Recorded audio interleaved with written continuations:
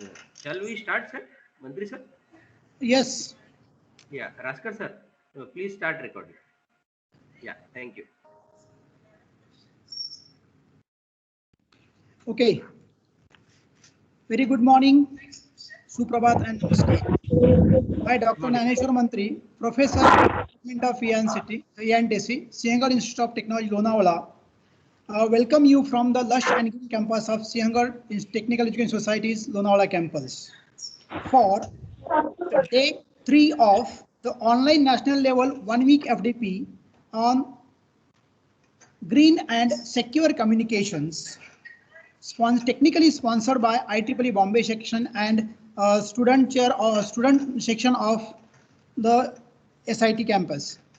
Now, today we are going to have a great speaker with us, Dr. Shirish L. Kodgire, who graduated in electronics engineering from SGGM College of Engineering, Shegaon in 1987 and received his master from SGGS College of Engineering, Nanded in 1996. He has awarded PhD in multi-carrier communications at Dr. Babasaheb Technological University, Lonere in March 2016. He has rich teaching experience of 34 years and presently associated with MGM College of Engineering, Nanded, working as professor in Department of ENTC Engineering. He has very added value as working as the principal at MGM College of Computer Science and IT as an additional charge. He is a life member of ISTE and IETE and has published more than 25 papers in reputed conferences and indexed journals, including Springer and elsewhere. He is an active reviewer of the international journals and conferences organized by IEEE and various other bodies. He worked on various committees at university and the college level. His research interests are in wireless and multi-carrier communications. And it's my pleasure that I worked with him for 2 years and he has motivated me at the lot. So I have a personal relationship with him and not only the personal but the professional but the ethical and everything. So with this, I hand over floor to you, sir. Over to you. Please share Thank your you. PPTs and start the session. I request all the participants, please mute yourself during the session so that the problem will be minimized and you will get the benefit of this all. Thank you, sir. Please start. Thank you, Mantri sir. Hello and a warm good morning to all the dignitaries, participants and organizers. I thank organizers of this FDP for giving me this opportunity to speak on the topic of multi-carrier communication. Friends, this COVID-19 pandemic has physically separated us, but still we all are connected with each other due to the available technology. Without this technology, this workshop would not have been made possible. Even in this severe pandemic situation, the world has not stopped just because of advancements in the technology. Friends, today we all are at different locations, but still are able to communicate with each other and have become part of this faculty development program in online mode. And the technology responsible for such type of uninterrupted, fruitful events is multi-carrier communication. And therefore, sir, I will interrupt you. Please share your PPTs. Yes, I will share. Just okay. after Thank introduction. You. Thank you. And therefore, this wireless technology, that is multi-carrier communication, has gained a lot of importance in today's era. 10 years back, this was not possible. But now this has become possible because of multi-carrier communication, use of multi-carrier communication in the 4G technology. And therefore, let me flash some light on this technology. Now, I will start sharing my PPTs.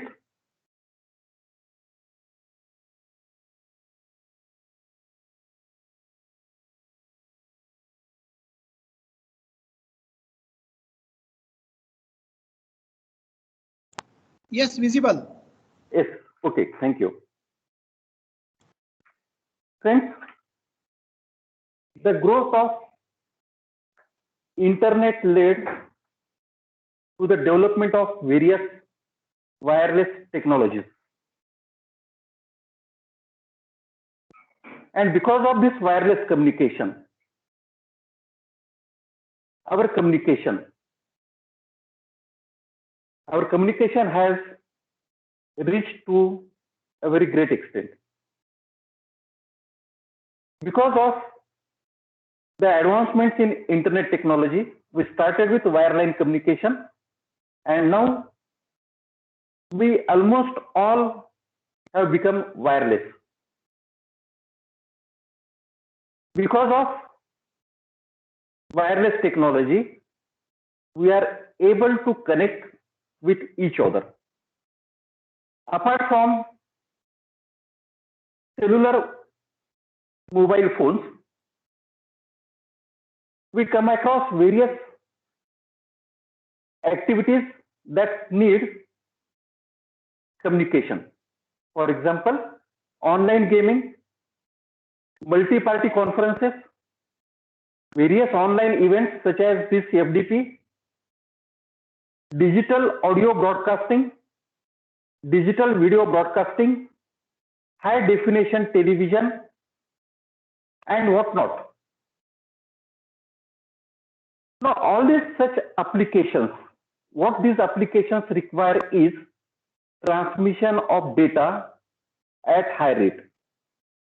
On one side, we require transmission of data at very high rate, and on other side, we have got limitation of availability of frequency spectrum. Because whatever frequency spectrum is available, that was being allocated to different applications. And almost all the applications were analog, most of them were analog in nature, and most of them make use of single carrier communication system. You take an example of AM broadcast. Take an example of FM broadcast. How many FM stations you can listen at your place? Maybe 2, maybe 3, maybe 4, maybe 10. So, television broadcast, yes, we can see many channels because of advancements. So, all these techniques that make use of single carrier communication has got limitations. For example, FM broadcast, just we can listen 2 or 4 channels, and it's a one-way type of communication.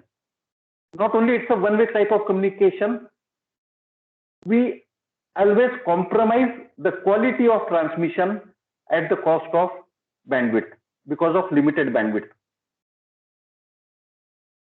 For better quality, we require higher bandwidth. For better quality, we need to transmit more information. For transmitting more information, we need again a bandwidth, and we require data transmission at a very high rate. This has become possible because of technologies such as CDMA, code division for multiple access, MIMO, and OFDM technology. These all require efficient modulation techniques, efficient utilization of available bandwidth, efficient coding, and require some diversity techniques that needs to be employed. Now, if you look at the development in cellular technology. From 1990 to 2000, we started with second generation of cellular communication, which used GSM technology, and the approximate data rate possible was 10 kbps per user. During the same period, CDMA technology was also available, which we call it as second generation. Second generation because it satisfies the requirements of 2G, and it also provided us data rate of the order of 10 kbps per user. Now, what is the advantage of 2G? We became wireless. We were able to communicate with each other. But at the same time, this 2G was only meant for voice communication and text messages. That was only possible using 2G technology. But because of the increase in internet related services, these speeds, that is 10 kbps per user, was not sufficient. Even if we are required to download a PDF, it takes a long time period. Downloading a video, it takes a long time. And after that, 2.5G came into existence, which used GPRS and H technology, which allowed data rates up to 50 kbps. But from 2000 onwards, we see drastic change in cellular communication or wireless technology. 3G came into existence with WCDMA and UMTS technologies developed by different countries and used in their countries, which allowed data rate up to say 384 kilobits per second. Another technology that came into existence was CDMA 2000, which again provided data rate of the order of 384 kilobits per second. Then 3.5G came into existence. HSDPA and HSUPA, you might be knowing the long form of this: high speed downlink packet access and high speed uplink. This provided data rate up to 5 to 30 Mbps. One EVDO, again this provided data rate of 5 to 30 Mbps. Till this 3.5G, all the technologies made use of single carrier communication. And therefore, the data rate was restricted. It was not possible to communicate at a very high speed. But from 2010 onwards, 4G came into existence and the entire scenario of communication has changed. LTE, long-term evolution. Now you compare the data rates of 3.5G and 4G. 3.5G provided data rates up to 30 Mbps. But long-term evolution, that is 4G, provided data rate of the order of 100 to 200 Mbps. And then WiMAX, Worldwide Interoperability Microwave Access. This also provided a data rate of the order of 100 Mbps. And then advanced long-term evolution, which also comes under 4G, provides a data rate of 0.5 to 1 Gbps. All these three standards, that is 4G LTE, 4G WiMAX and 4G LTE advanced, can provide very high data rate, and the only reason is they work on multi-carrier communication system.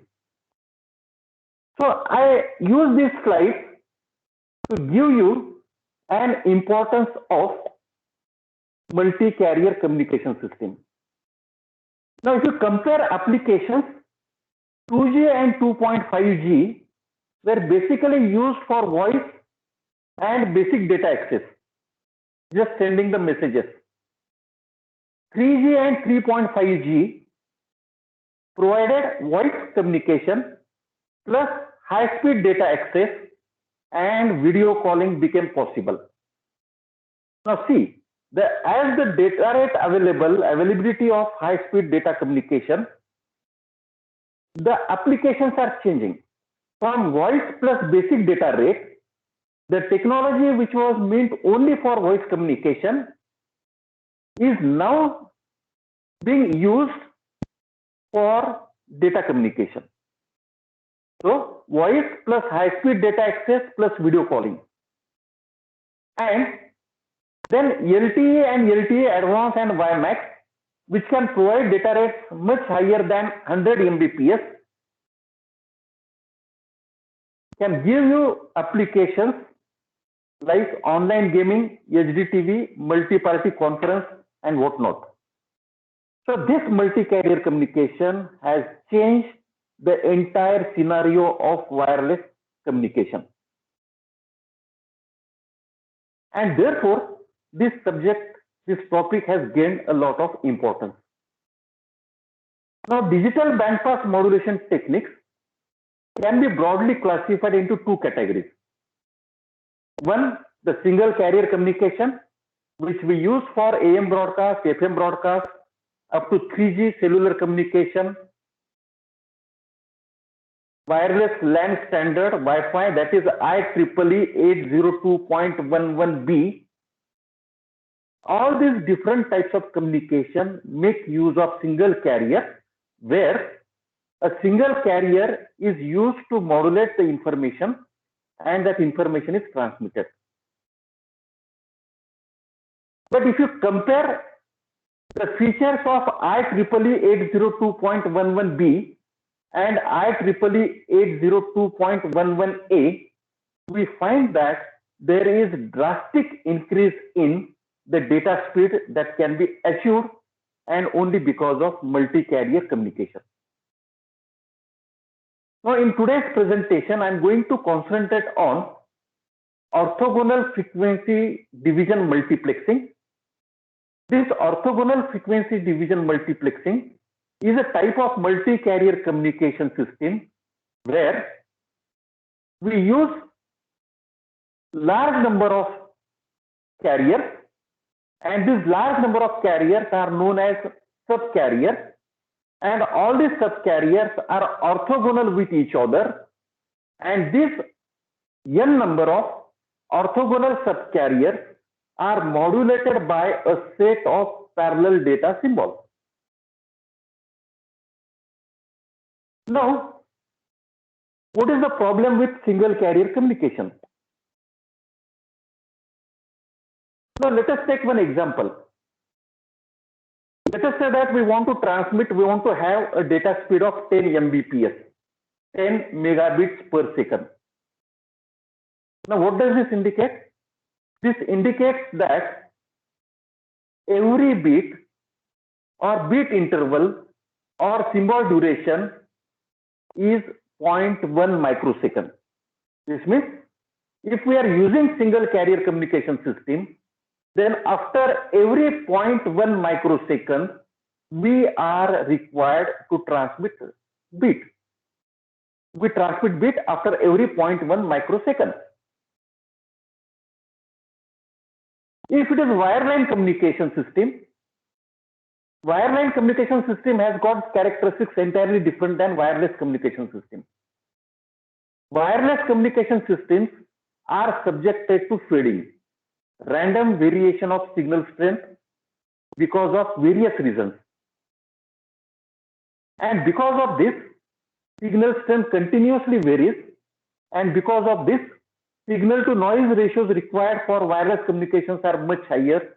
Because of this, the bit error rate that occurring in single carrier communication systems or multi-carrier communication systems, particularly in single carrier communication system, will be large. Why? The only reason is, as we try to increase the data rate, the symbol duration decreases. And because in wireless communication system, the signals are subjected to fading, the signals are subjected to multipath propagation, the signals are subjected to interference, the signals are subjected to distortion. Because of all these things, a lot of distortion is produced and your communication will get affected. What is the reason? The reason is multipath propagation. The reason is interference. The reason is noise. The reason is distortion. And all these problems we face only because the symbol duration becomes shorter and shorter as we try to increase the data rate. What we do in multi-carrier communication system? In multi-carrier communication system, whatever bandwidth is available, that bandwidth is divided into n number of frequency slots, and all these n frequency slots, which we call it as subcarrier, are modulated by a parallel data set. And because we use a parallel data set, because we use n number of subcarriers, because we convert a 10 Mbps signal maybe into 100 kbps, it increases the symbol duration, and because it increases the symbol duration, it reduces the inter-symbol interference. And therefore, because of this, multi-carrier communication has gained a lot of importance. But in spite of that, single carrier communication has got its own advantages and disadvantages. Similarly, multi-carrier modulation also has got its own advantages and disadvantages. Performance in Gaussian noise is much better as far as MCC is concerned. Computations per unit time required are less because symbol duration is large, and adaptability to bit rate is higher because we use n number of subcarriers, because we can change the constellation size, because the signal is free from inter-symbol interference. We can very easily increase the bit rate in multi-carrier communication. Now, we have seen applications and features of 2G, 3G, 2.5G, 3.5G, and 4G. Now, what we see is that from 1990 to 2020, we started with 2G, we reached 4G, and now we are talking about 5G. Across all these generations, what we see is that data rate is increasing. Not only data rate is increasing, but also reliability is also increasing. Voice communication and transmission of text messages requires very less bandwidth, requires very relatively lower data rates. But online gaming, video calling, video conferencing, wireless LANs, various wireless standards requires reliable operations. And so we see that from 1990 to 2020, because of advancements in the technology, because of advancements in the wireless technology, we are able to make our systems much better and reliable than those which were existing earlier. And again, this has become possible because of technologies such as code division for multiple access, MIMO, and orthogonal frequency division multiplexing. Now, for all these applications, what we require? The very first thing is that we require highest possible data rate.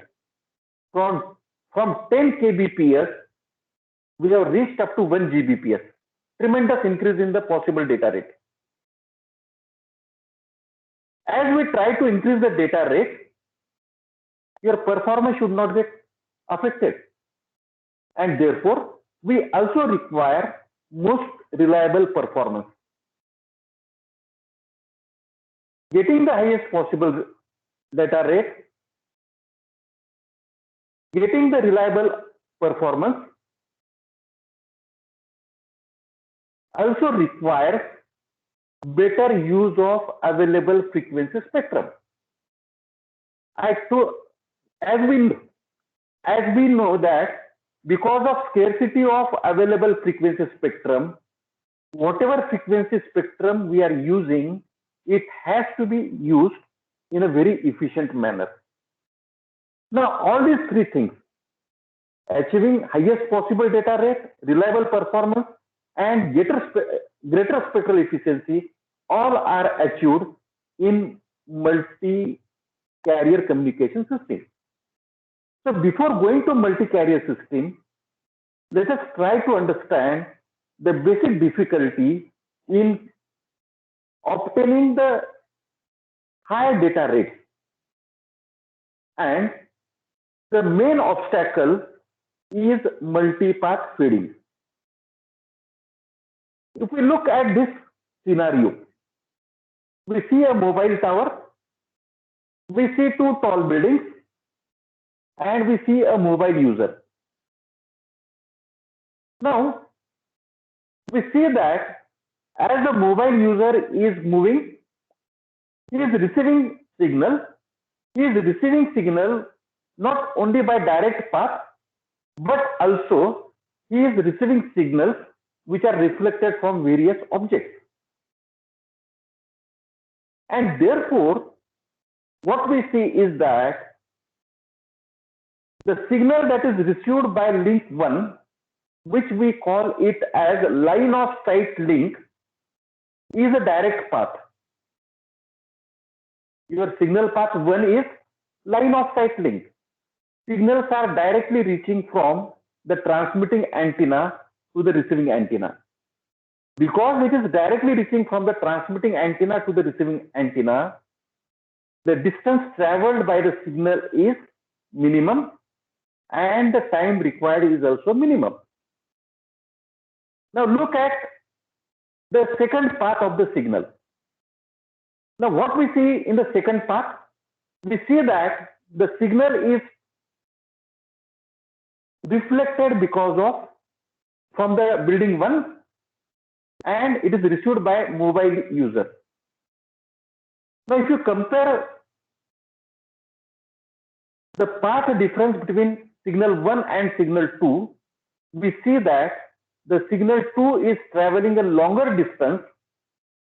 Not only it is traveling a longer distance, it also gets reflected by the object. And therefore, signal will get attenuated because of longer distance as well as because of reflection. Not only signal will get reflected, but also it will get delayed by some time. More distance means more time. And therefore, on this graph, we see that we receive a first signal with maximum magnitude and minimum time delay. Second signal, large attenuation because of reflection. Third signal, we see that the distance is increased, reflection is taking place, loss is taking place at lower signal level. So again, we receive a signal number 3. Here we have shown 3 signal paths, 1, 2, and 3. In practical applications, we may come across more than 3 signals. It may be 4, it may be 5. And therefore, what we are receiving is, we are receiving the waves that arrive from different directions with random amplitudes, with changes in phases, and with some frequency shift because of Doppler shift. Doppler shift occurs because of relative velocity between the transmitter and the receiver.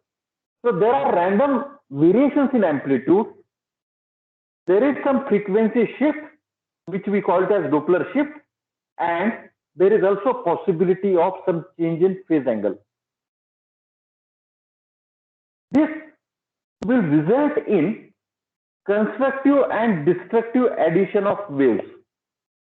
If the direct signal and the reflected signal arrive at the receiving end, and if both are in phase, the direct signal and the reflected signal will get added and signal strength will increase. That is the advantage. But it is not necessary that all the time these signals will be in phase. Most of the signals will have some phase difference, and therefore, as a result of this, at the receiving end, we will receive n number of signals with different phase angles, and this will result in constructive and destructive addition of the signals. Whenever they are in phase, signal strength will increase. Whenever they are in out of phase, signal strength will decrease. And this decrease in signal strength may result in random variation of the signal strength. Not only this, we see that because of the time delays that are involved, between various multipath signals, signals will arrive, more than one signals will arrive, and these signals, as shown in this figure, will be delayed in time, attenuated in signal strength, and it will result in inter-symbol interference. Let us take one example. Let us take an example of a communication channel which is having delay spread of say 5 microseconds. What is delay spread? It is the interval for which a symbol remains inside the multipath channel. A communication channel is having delay spread of 5 microseconds. That means the first and the last signal, the time difference between the first and last signal is 5 microseconds. But during that 5 microseconds, the transmitter has sent 5 different symbols. So what happens is the first symbol will mix up with 0th symbol, 0th symbol will mix up with -1th symbol, and so on. And as a result of this, we see that 5 consecutive symbols may interfere with each other, resulting in lot of distortion, resulting in lot of interference. Is it desirable? It is not desirable. It is not at all desirable. Why this is happening? This is happening because of delay spread of a communication channel. Do we have any control over this delay spread? No. Do we have any control over the symbol duration? No. If you want to transmit data at 1 Mbps, this means that you will have to transmit 1 bit or 1 symbol after every microsecond. So 5 microseconds we do not have control. 1 microsecond we do not have control because we want to transmit data at 1 Mbps. Then what is the solution? Can we avoid multipath signals? No. Can we avoid interference? No. So these are the various characteristics of a communication channel over which we do not have any control.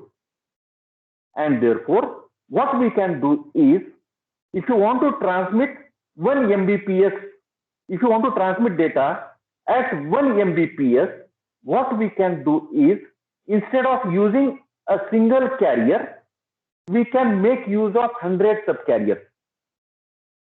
Suppose earlier you were using a bandwidth of say 10 megahertz. 10 megahertz bandwidth used for transmitting 1 Mbps data. Now what we can do is, this 10 Mbps, this 1 Mbps data can be distributed over 100 different subcarriers. The bandwidth is 10 megahertz. This 10 megahertz bandwidth is divided into 100 subcarriers, and therefore what we see is that entire bandwidth is being used by n number of subcarriers. For simplicity, here we are taking it as 100, and therefore each subcarrier will have a bandwidth of 10 kilohertz. And this 10 kilohertz bandwidth will carry one set of bits, another 10 kilohertz bandwidth will carry another set of bits, and so on.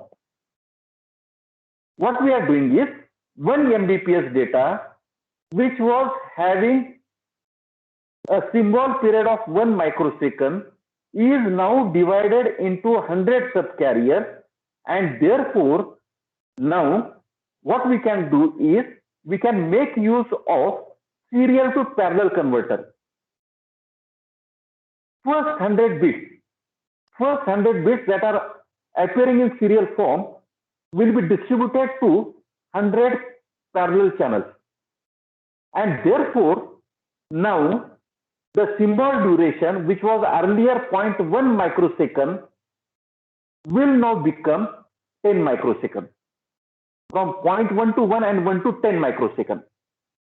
And now the symbol duration, because now symbol duration has increased to 10 microsecond, and because the delay spread is only 5 microsecond,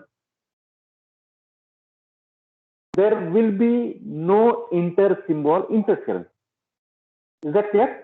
So what we are doing is available bandwidth is divided into n number of subcarriers. The incoming data rate is divided into n number of subcarriers, n number of symbols in parallel, and therefore the symbol duration will increase. From 0.1 microsecond, symbol duration has increased to 10 microsecond. Because symbol duration has increased to 10 microsecond, there will be no effect, or there will be very little effect of multipath signals. And because of this, now it is possible to transmit data at 1 Mbps or 10 Mbps, whatever data rate we want.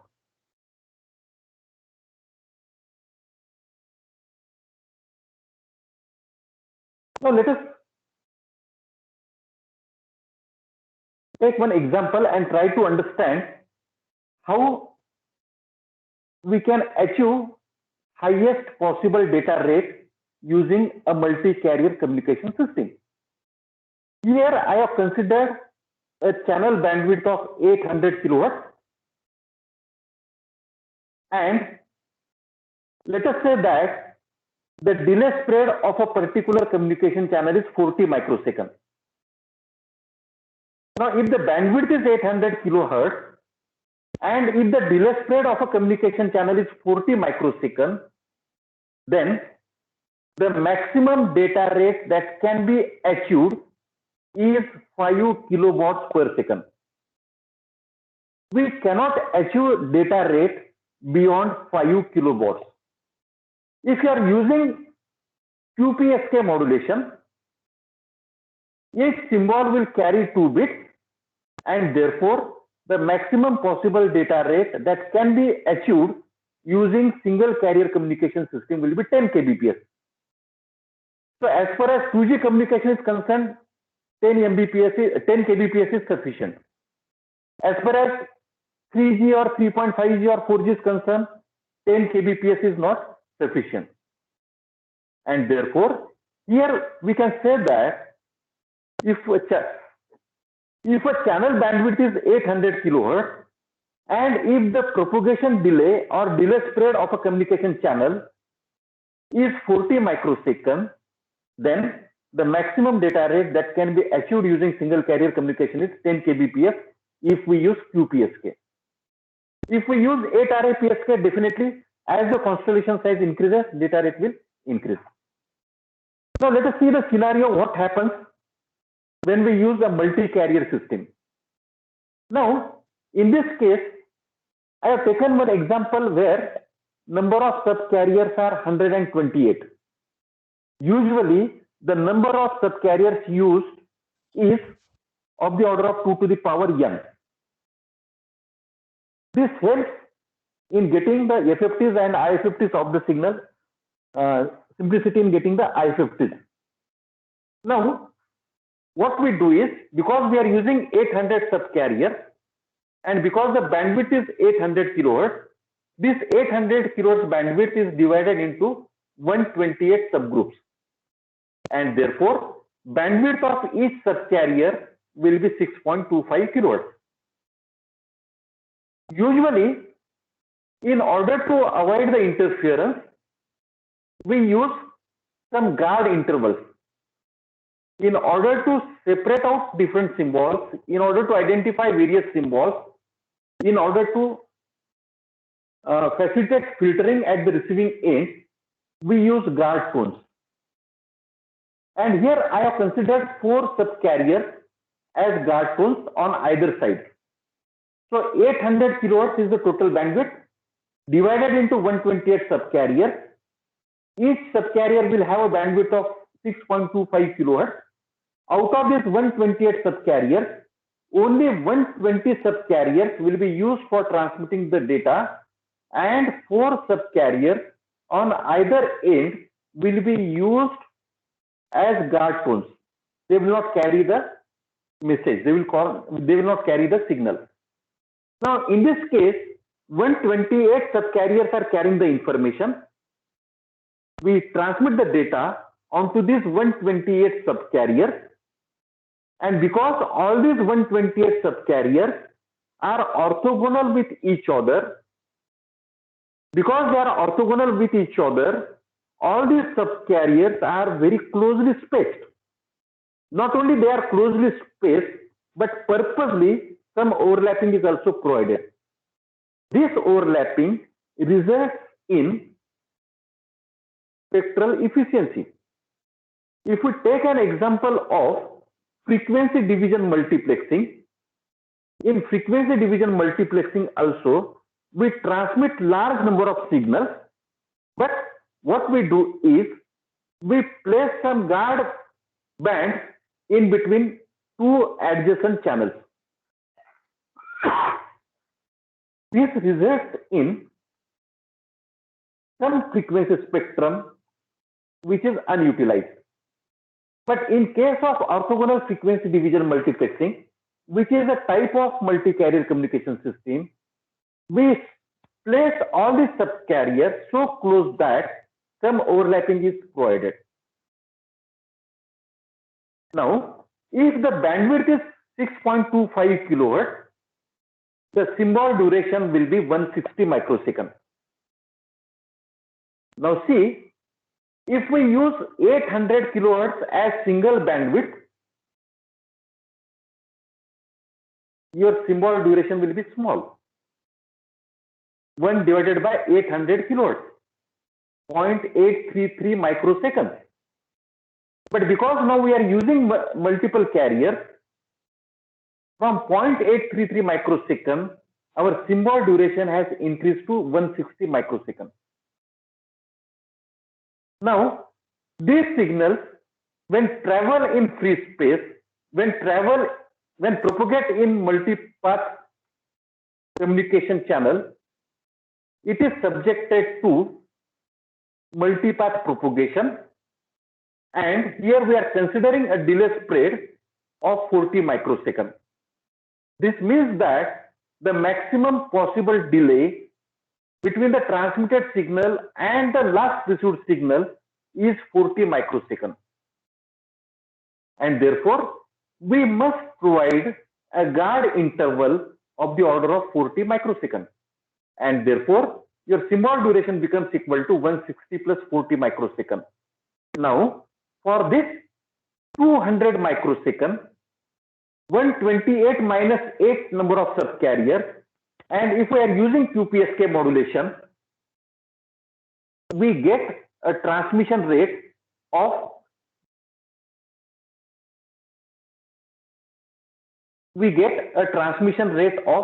1.2 Mbps. Now see the difference in the data rate. In single carrier communication system, the maximum possible data rate is not more than 10 or 20 Mbps. but here it is possible to obtain data rates of the order of 1.2 Mbps. And that is why this multi-carrier communication has gained a lot of importance and is being used in various technologies. Now I will skip this portion.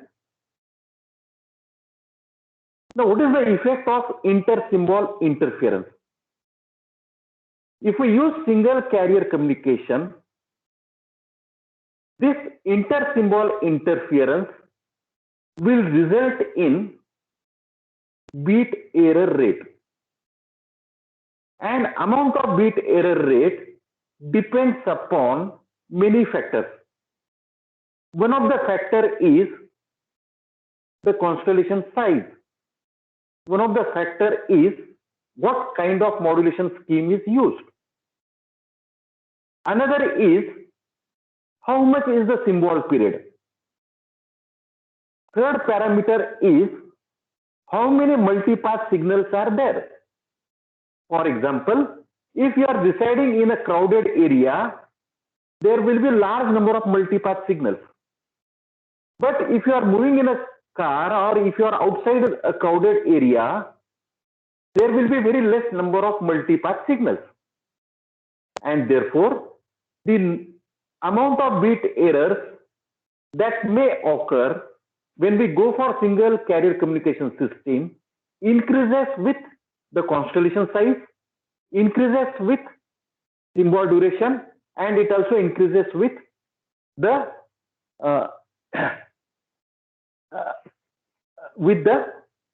number of multipath signals.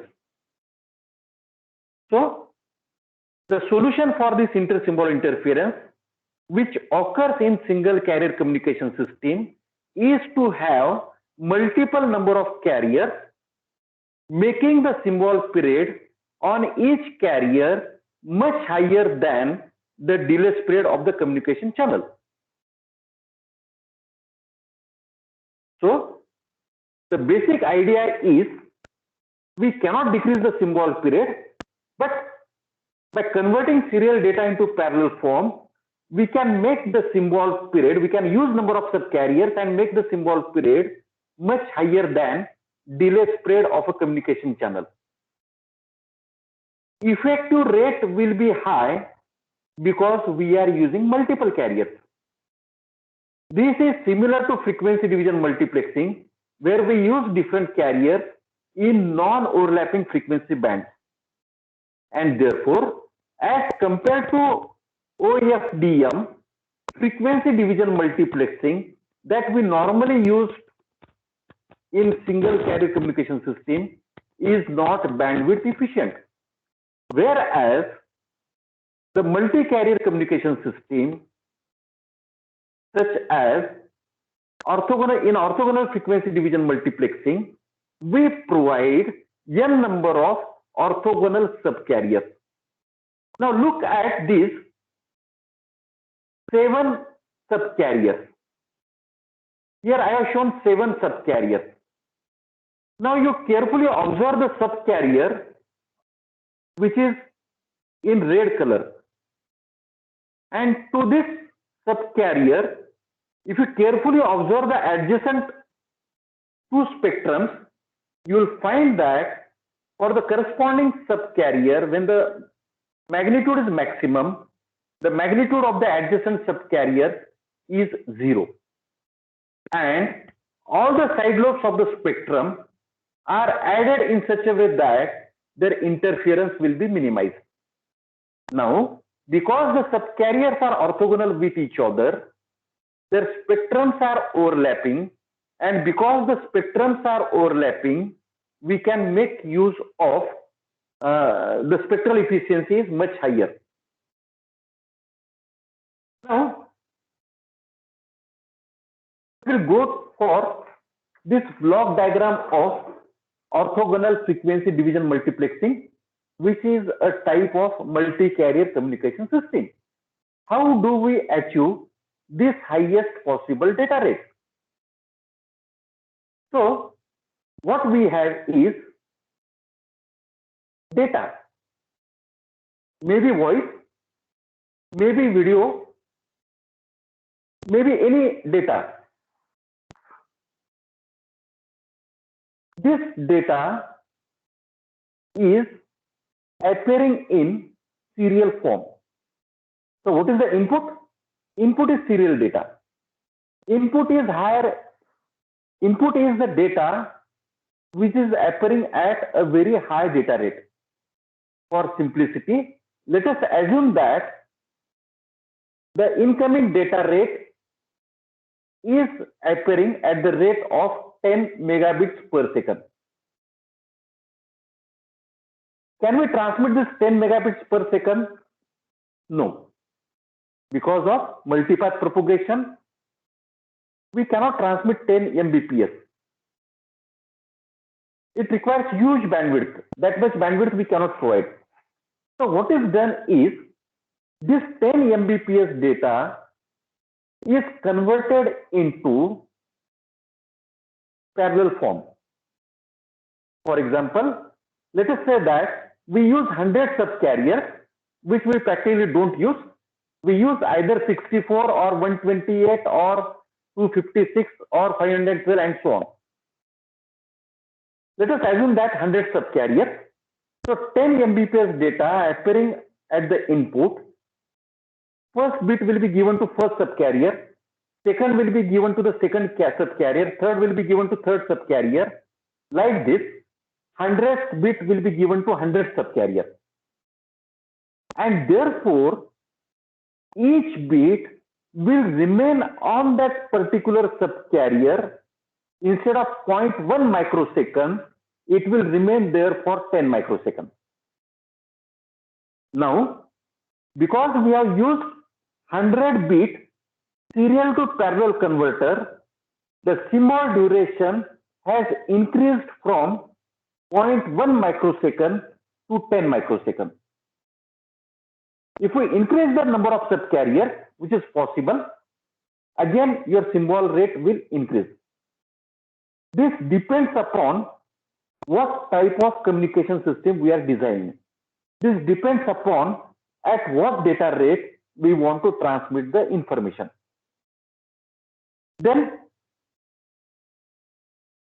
channel encoder, mapping the symbols. For example, let us say that we are using BPSK. If we are using BPSK, then each subcarrier will carry 1 bit. If we are using QPSK, each subcarrier will carry 2 bits. If we are going for 16 QAM, each subcarrier will carry 4 bits. So depending upon what kind of modulation we are using, depending upon what constellation size we are using, each subcarrier will carry number of bits. If I am using 16 QAM and if I am having 100-bit serial to parallel converter, then each word, each frame will contain 100 into 4 bits, 400 bits. And therefore, your symbol duration will increase 400 times. And because symbol duration has increased 400 times, your symbol duration will be large and effect of delay spread will be minimum. These mapped symbols are then given to modulator, and then we perform IFFT to assign orthogonal subcarrier. Then we insert the guard insertion, transmit over the channel, and at the receiving end, we perform exactly opposite operations. Now look at this. Here I have shown a multi-carrier system with 4 subcarriers. So we have a time domain representation and we have frequency domain representation, and on right side we have all these 4 subcarriers. So what we see is that all these 4 subcarriers will have different frequencies, but yet all these different frequencies are orthogonal with each other. They have to satisfy the condition of orthogonality, and when they are transmitted simultaneously, we get spectrum as shown here. Now, what are the advantages of OFDM? The very and most important advantage of this multi-carrier communication system is immunity to delay spread. Number one. Number two, immunity to multipath signals. There will be very little effect of this multipath signal. Resistance to frequency selective fading. Because now symbol duration has increased, the frequency selective fading will not occur. Because the symbol duration has increased to a lot extent, we require very simple equalization at the receiving end. And because all the spectrums are overlapping on each other, it results in efficient band. Hello? Hello? Participants are requested to please mute your mic. Yes, please continue, sir. Okay. And because all different frequency spectrums are overlapping on each other, it results in efficient bandwidth utilization. So whatever problems were associated with single carrier communication, almost all the problems are overcome. But at the same time, this multi-carrier communication system has got its own disadvantages. The first disadvantage is synchronization. Time domain synchronization is very easy because your symbol duration has increased. But at the same time, the bandwidth of each subcarrier has reduced to a great extent. 800 kilohertz bandwidth in the previous example, 800 kilohertz bandwidth is reduced to 6.25 kilohertz for every subcarrier. And therefore, the problems such as Doppler shift, which occurs because of mobility, will affect the performance of the system. This type of communication requires FFTs at the transmitting and receiving end. These systems are sensitive to carrier frequency offset. Now, these are the three problems which can be addressed very easily. These are the three problems which can be very easily addressed because the technology is available. We can perform these FFTs and all these operations very easily because of availability of various signal processing tools. But apart from these three different disadvantages, one of the greatest disadvantage of this multi-carrier communication system is large peak to average power ratio. Now, what is this large peak to average power ratio? I will try to address this issue. A large research community is working on this issue and coming up with different solutions. Now, what happens is when we transmit information using a single carrier communication system, the signal to noise ratio, the peak to average ratio is of the order of 4 to 6 dB. The peak to average power ratio of a single carrier communication system is of the order of 4 to 6 dB. But what happens in multi-carrier communication system is that we have got n number of independent subcarriers. Why these are independent subcarriers? Because all are orthogonal with each other, all are carrying different data symbols. All are carrying different data symbols, and therefore they are independent with each other. Not only they are independent, the data symbols that are carried by each subcarrier is continuously changing. And because we have got 100 number of subcarriers, because we have got n number of subcarriers, because this n number of subcarriers are being transmitted simultaneously, and because all these n number of subcarriers carry different data symbols, all these n number of subcarriers will have different phase relationships.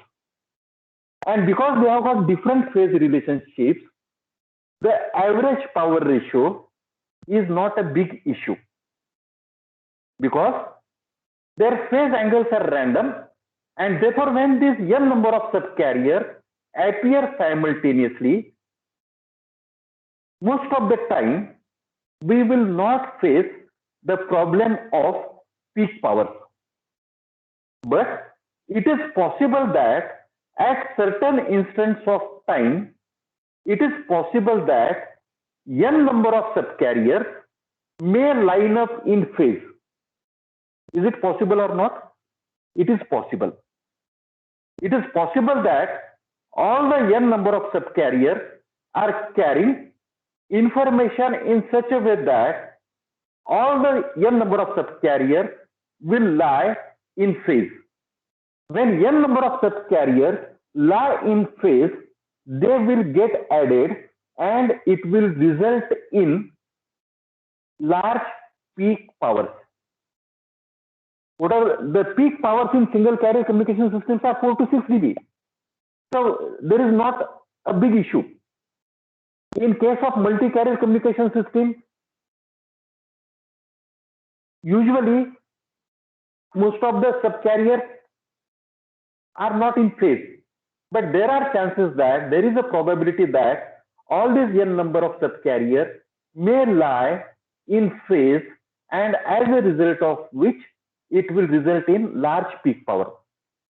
For example, if we have got 128 number of subcarriers, and if all these 128 number of subcarriers carry all zeros or all ones or alternate zeros and ones, then it is possible that all the n number of subcarriers may line up in phase, and in that case your peak to average power ratio may reach a value of 18 dB.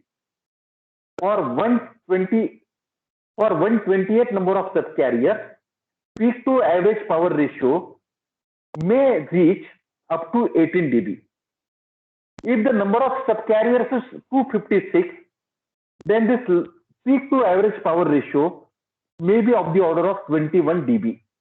It is given by 10 times common log of n. N is number of subcarriers.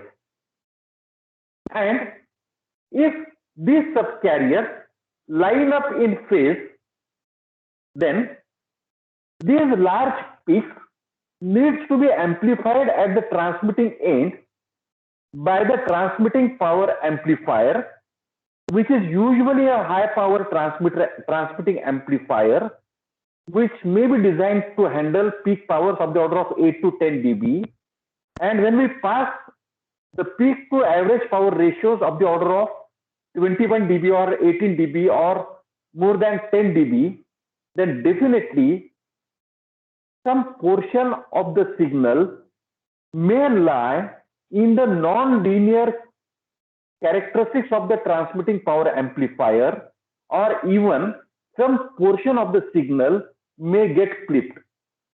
As a result of this, at the transmitting end, whenever n number of subcarriers or whenever most of the subcarriers line up in phase, it results in large peak powers, and as a result of which this leads to non-linear distortion, or it may result in clipping of the signal. Clipping of the signal means distortion. Clipping of the signal means loss of information. Clipping of the signal means increased bit error rate. And therefore, one of the greatest disadvantage of this multi-carrier communication system is large peak to average power ratio. Recent period, many researchers have suggested various techniques, and these techniques are available for reducing peak to average power ratio. Depending upon the type of application, we may go for either a distortion-less technique or technique with distortion. For example, when we go for when we go for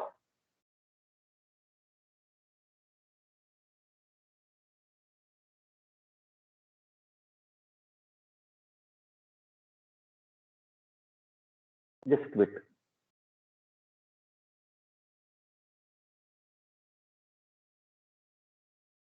When we go for audio transmission, we may go for a high power transmitter which can transmit the signal with some distortion. If we go for video transmission, then distortion or increased bit error rate is not desirable. So this is greatest disadvantage.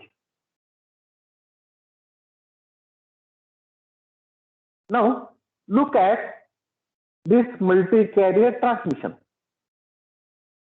This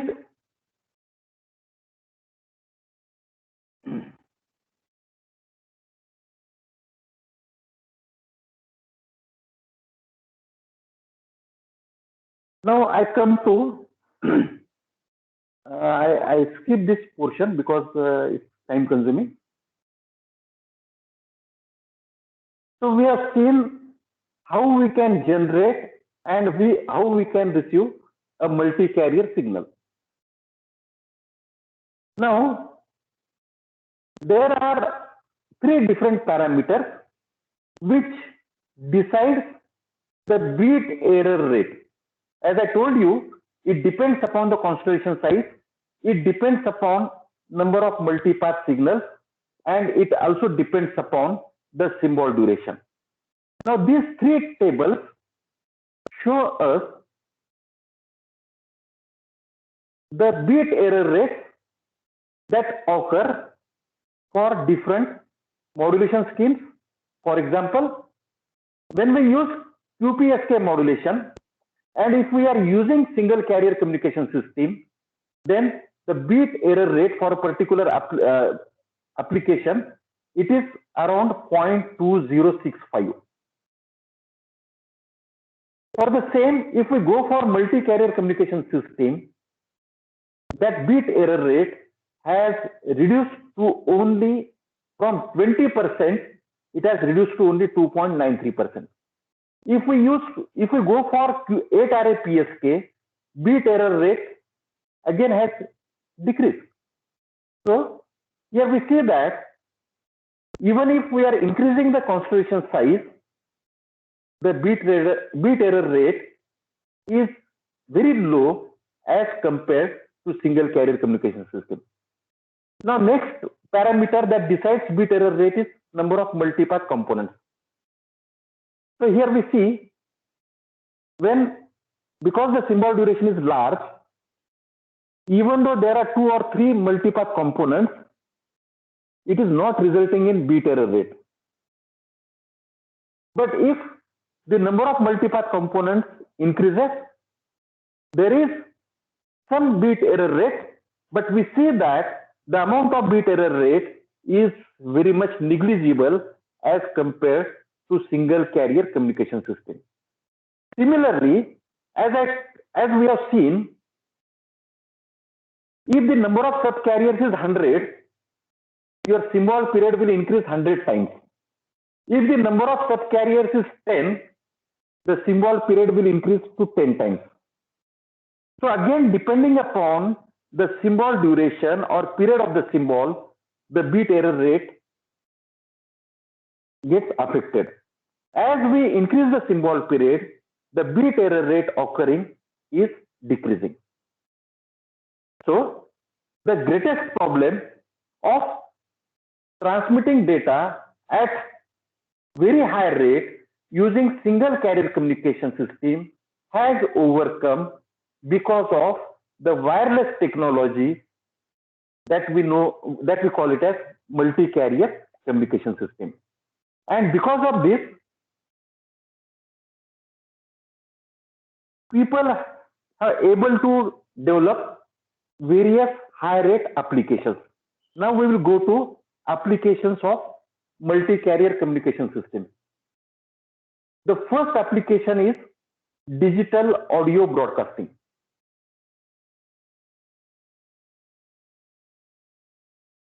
Now, digital audio broadcasting Even today in India, we are not using. It is being used in European countries. With the use of this digital audio broadcasting, what has become possible is the improvement in the quality of signal. Not only improvement in the quality of signal, but also it can offer various choices. For example, now here I am in Nanded. In Nanded, I can listen to 4 FM signals: 91.1, 94.5, 93.4, and 101.1 megahertz. But if, say, a person wants to listen to FM channels in Telugu language or in Kannada language or in Hindi, he will not be able to listen to these programs unless and until these programs are being relayed. But with this digital audio broadcasting, it is possible that we can combine large number of FM stations, and this large number of FM stations can cover a large area. And therefore, the coverage area for Nanded FM station, which is around 40 kilometers, can be extended up to 400 kilometers with the use of this digital audio broadcasting. What we can have is, we can club various signals and we can transmit the signals at different parts of this country. And therefore, it is possible to listen to large number of programs. For this, we require large bandwidth, and with the available technology that we use in India, we can provide only a bandwidth of 200 kilohertz for every FM station. But with this, we can transmit large number of signals. So digital audio broadcasting is a digital technology offering considerable advantages over today's FM radio, both to listeners and to broadcasters. Digital audio broadcasting's flexibility will also provide a wider choice of programs, including many not available in today's FM broadcast. A single station might offer its listeners a choice of mono voice commentaries or 3 or 4 sporting events at the same time, and then combine the bits to provide high quality sound for the concert which follows. So these different advantages of digital audio broadcasting have become possible because of, and only because of, multi-carrier communication system which can provide larger bandwidth, which can combine various different signals, and which can allow transmission of different signals simultaneously. Then high definition television terrestrial broadcasting. Again, high definition.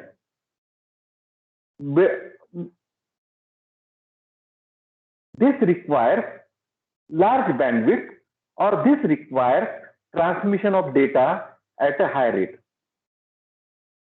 This commercial television has started in England. I told you, in European countries, this is being used.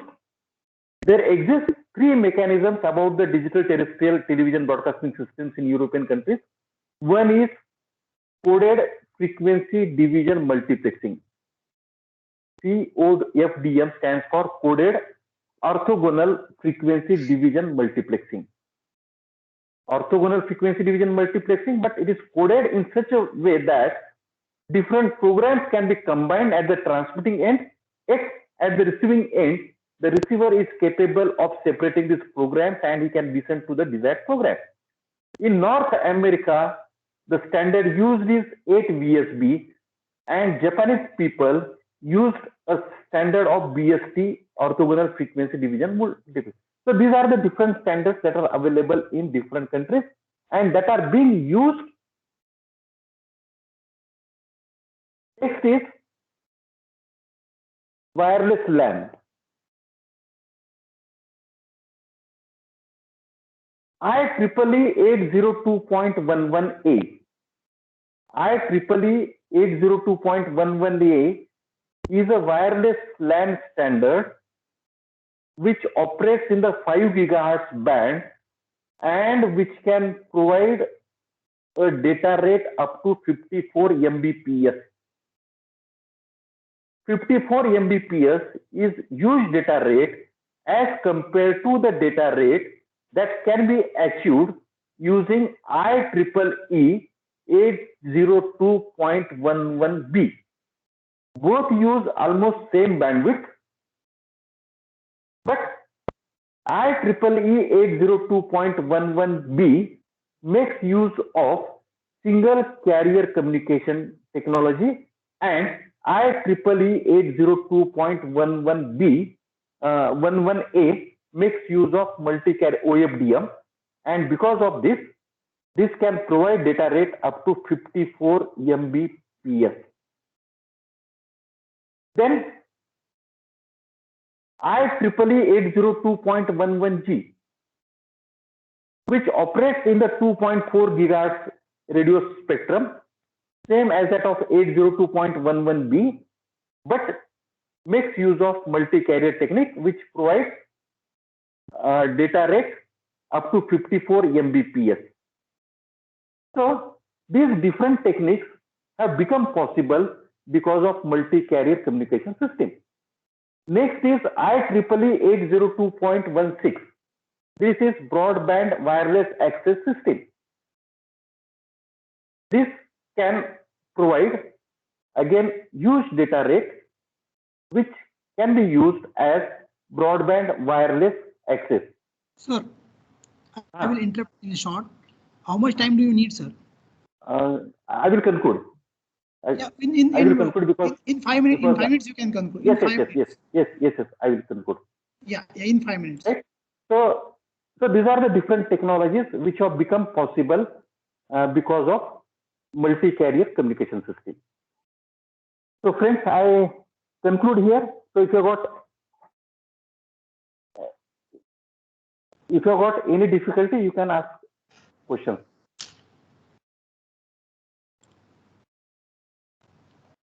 Yes, participants, if you have any kind of a query, you can discuss, you can unmute yourself and you can ask the query to sir so that we can have a healthy discussions about the topic nicely elaborated by the sir. Yes, now participants, please.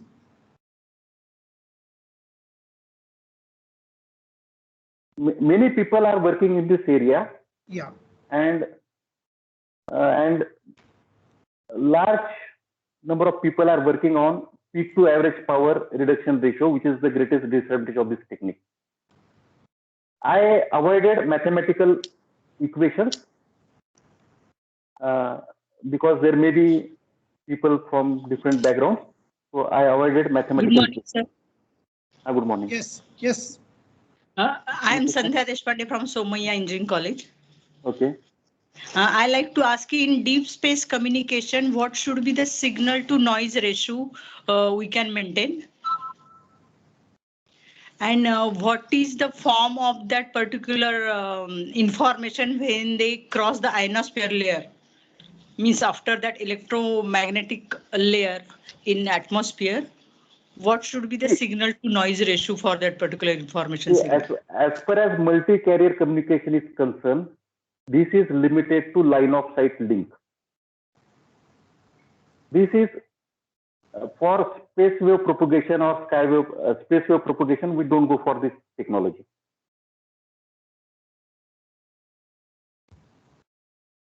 Okay, sir. Okay, sir. Thank you. Yes, any other?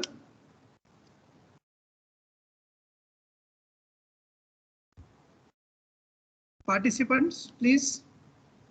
If you have any query, you can either chat or you can unmute yourself and you can ask.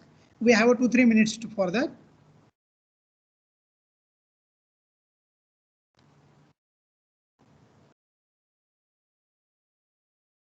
I hope participants are gaining every knowledge, and someone says it's a nice session, nice information. Thank you for this. So at the end, just a formality for this. I could not say thank you to you, sir, but at the same time, it's my privilege and what you can say, honor to be you as a speaker for this session. I know very much you regarding the knowledge, regarding the all these things, but you have nicely covered all the sessions starting from the evolution of wireless technologies according to the need of single and multi-carrier communications along with the applications. Not only you have given the applications, but you have given the minute details which we don't cover at any time. Even though I am a speaker for any other sessions, the minute details are required because fundamental things are very much important. And I know you are the person of fundamentals. So definitely your session was helpful for us, and we will expect your same cooperations in the near futures whenever we are organizing the sessions. Thank you very much, sir. At the outset, I can say that our management is always ready to provide the platforms for each and every things, not only online but offline also.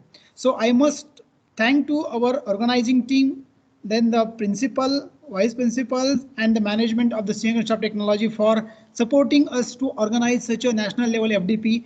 And the value added is that IEEE Bombay section has technically sponsored at the last end moment. So it has added the value. With this, I thank you once again. I request all the participants join tomorrow for day 4 session, which is on the Industry Prosperity 4.0 and be delivered by the Jain Swaminathan, who is working as a professor in Andhra Pradesh. So thank you very much. And with this, thank you. Thank you. Oscar sir, end the meeting or stop the recording. Stop the recording.